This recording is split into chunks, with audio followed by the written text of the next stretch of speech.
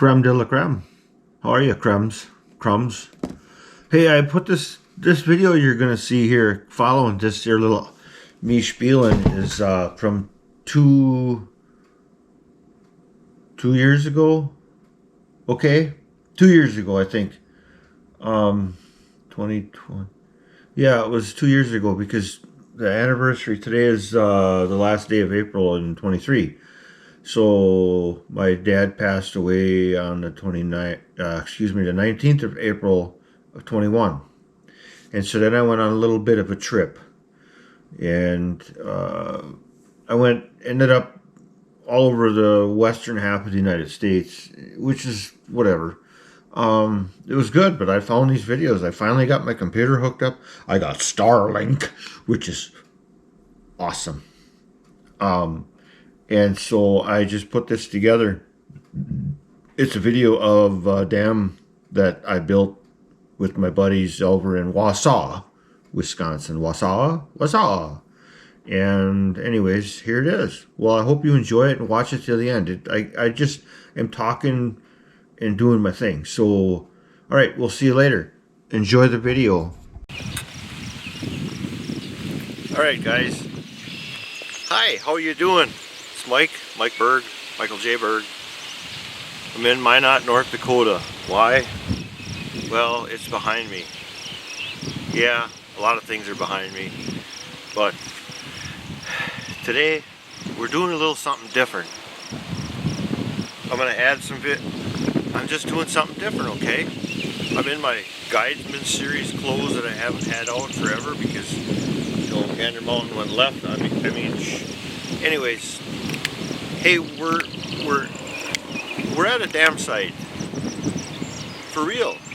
A dam site is north of Minot. It's called Lake Darling. Back in the 90s, and I don't remember what year. It might have been 1993. You'll see behind me, right there. My buddy Oscar and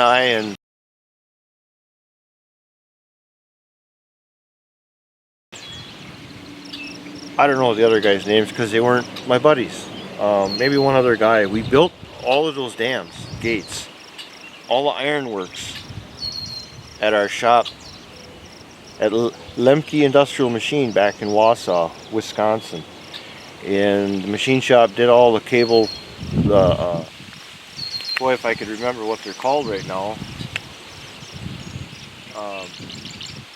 the lift assemblies, cable drums.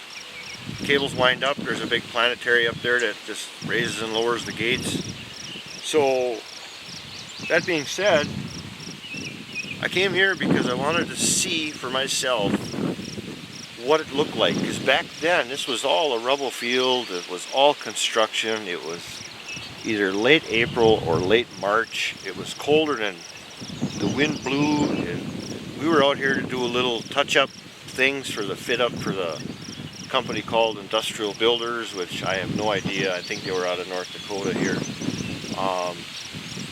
And Oscar and I had to do a bunch of little finishing touches on the gates that we didn't do apparently at the shop, or just needed some touch-up. So we got to travel out here in his uncle's old something Chevy.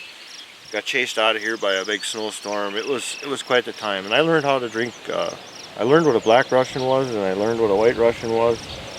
Those are drinks, by the way. And I learned that they don't put salt on the roads out here. It's sand. That's why all their cars last forever.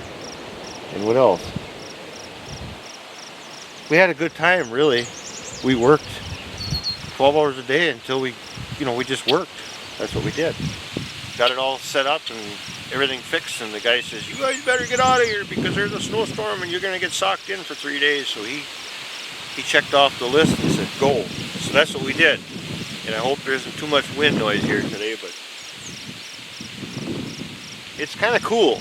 I'm not really used to doing this, but it's kind of cool. They made a wildlife refuge out of it. There's pelicans here. I'll throw some of that in this video.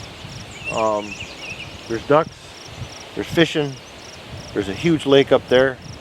But what I really wanted to do was fly my drone, and it's prohibited. And I see why, because of the the wildlife in the area. So, meaning the birds. My drone would probably end up in the water because a bird would, you know what I mean. So I'll leave that alone, but I just want to tell you, it's part of life when we come back. Well, I'm trying to enjoy life, and we built those years and years ago in a shop, mocked it up so we could raise and lower them in our shop. They're quite large. They're 44 feet by, I want to say 17 feet radius. They were shipped out here in 2 halves. They had to bolt them together. They had to bolt all the structure on. And I'll try to zoom in. You can see where the pivots are. So we had to make in our shop we use lasers, and actually we use plumb bobs more than anything, and soapstone, and because that's what me and Oscar did. And a lot of die grinders and a lot of fit up. We had to pre-fit everything we dummied everything up, mocked it up in the shop before it got out here, and it worked out pretty much perfect because everything was taper lock pinned. So when it got here, they could put the bolts in and drive a dowel pin in. It would line everything up to fit the embeds perfectly, and so I'm pretty proud of it. And being 51 years old, and that was like 1993, to actually come here and see it, maybe it was 95, I don't know, I'll look it up on my pictures. I got some pictures, but anyway, so what I'm just going to do is just zoom in on that, and you guys look at the inner workings, and I'll try to narrate a little bit of what you're seeing. I got to look through my eyepiece because it's easier. So here we go. Slow and steady. Whoop.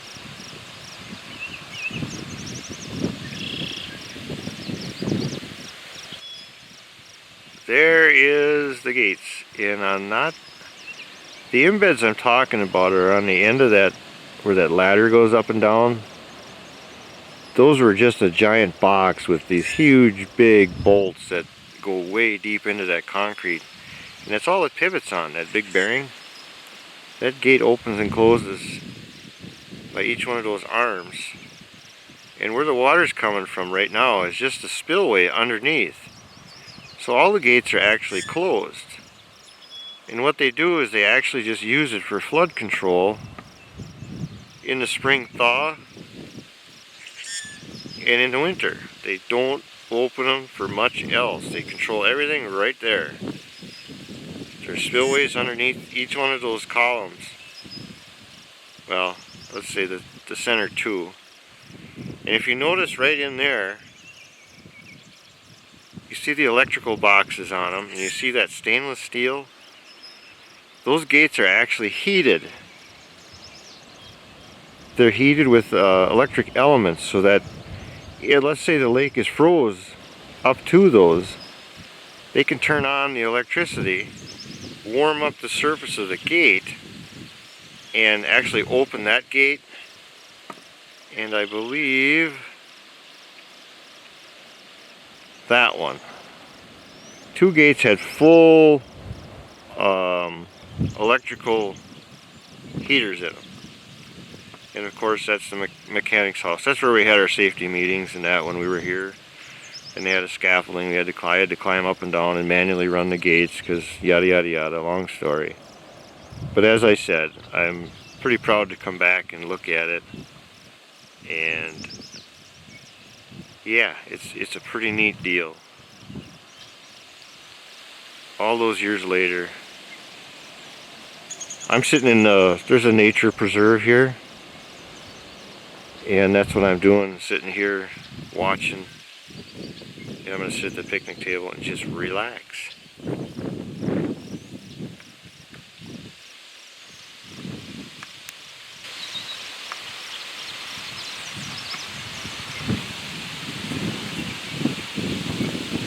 So there, basically that's it. You got the gist of it. The gates, Mike, Oscar, his name is Mike, so we just gave him a name Oscar so we knew each other. Oscar, when he was always a grouch. Oscar the Grouch. He probably still is. Actually, he's retired now, so where's he retired in? Whatever. He taught me a lot about fabricating, a lot. He was my mentor growing up, and I'm very, very glad to have met the guy and learned as much as I did, and that's what I've passed on to my gentleman, and it's worked out really, really nicely. So I'm gonna part ways with you now. All right, we will catch you later. Well, actually, I'm gonna change lenses and put on a zoom lens that I got, see if it works for the hoot. This camera is another one that I don't use much, but in this application it's nice to have it along. Very nice. Alright, we'll be back in a second.